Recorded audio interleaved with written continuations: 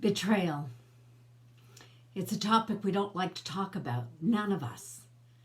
We can wallow in it when it happens to us, but then we shy away from it.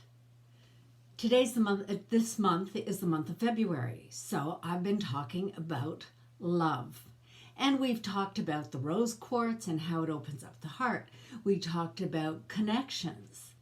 We talked about the love around Valentine's Day.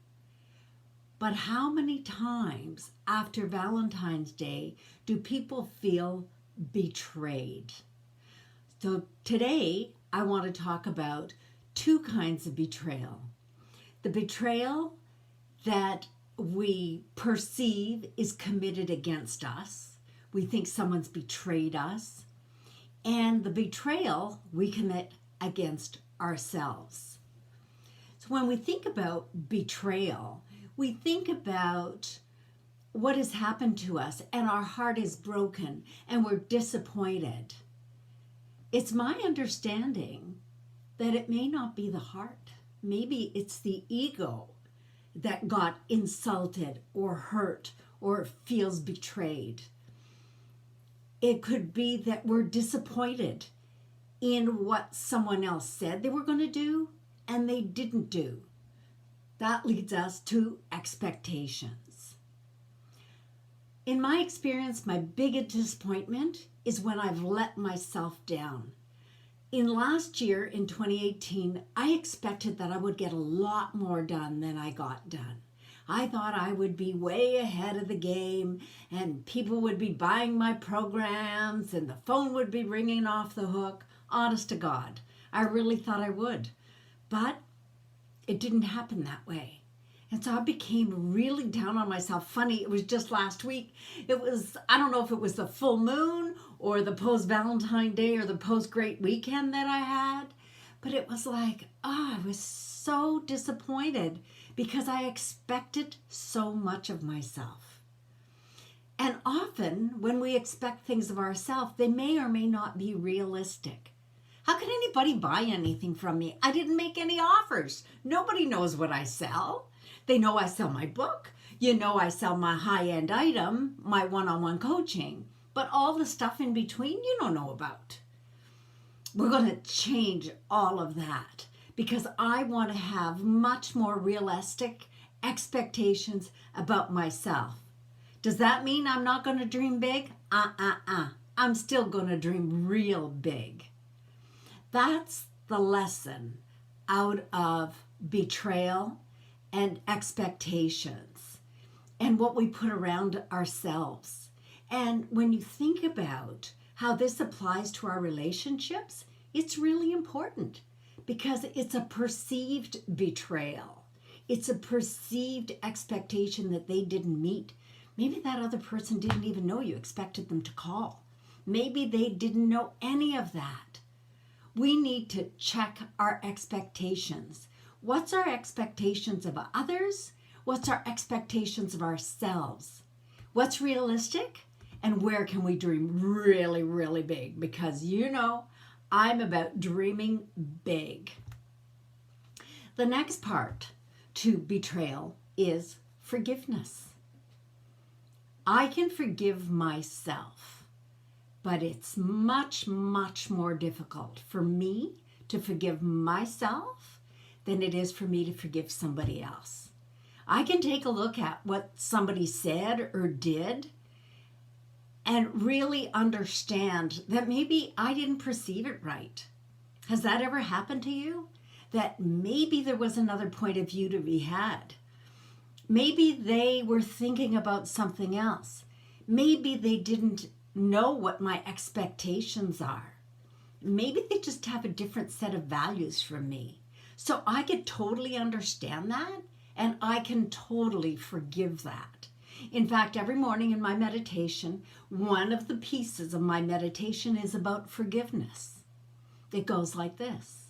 You bring out whoever it is to mind, and as I mentioned this week, I had to forgive myself. So I put myself in there, and then I imagine myself and whatever other party or situation is.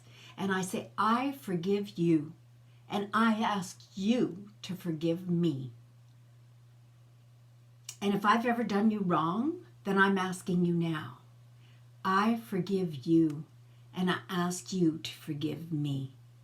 And then the reverse, I imagine the other person saying the same thing to me. I forgive you, and I ask that you forgive me. This stuff doesn't happen in isolation. It takes a couple of parties involved. It also takes a great deal of maturity to be able to admit that our expectations, our perceptions might have been skewed. We've done it. We've all been young and foolish and made stories up in my head. Well, they meant that and they said that. They could only mean this. But I've learned that's not the way it works. I read somewhere not long ago about this couple sitting on the couch, and he said, I need to say something. In her head, she's freaking out. He says, I need more space. She's freaking out even more. And she goes, really? And he says, yes, I need you to move over. I'm being squished on the end of the couch. Oh, it's pretty funny. But that's the way we often perceive things. We get it all mixed up. She thought he was leaving her. All he wanted her to do was push over a foot on the couch. Interesting, huh? I think it's a really good example. So if we think about what do people really mean by their words, and if we don't know, let's ask some questions. Let's have more effective conversations.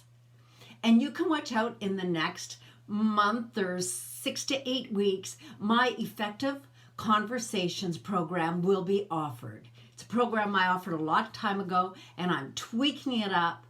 Effective conversations are vital. They're vital on a personal basis, whether it's at your relationships at home, your relationships at work, your effective conversation when you order a coffee, for God's sake. You go to Starbucks and you say, I want a double latte, blah, blah, blah, blah, blah, blah.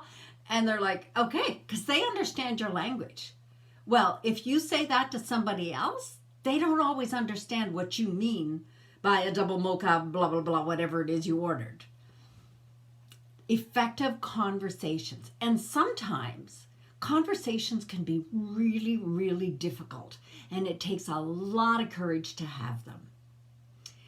My blog, go to my website, lindababulic.com, and you'll find my Zest blog, and I'm talking about anger and how to handle when someone's angry.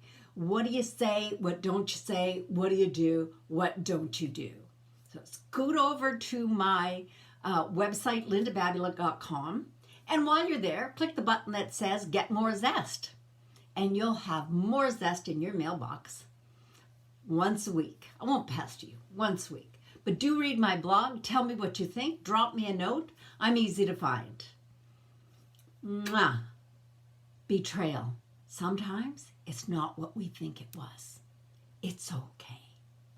And you'll be okay. Have a zesty, zesty time.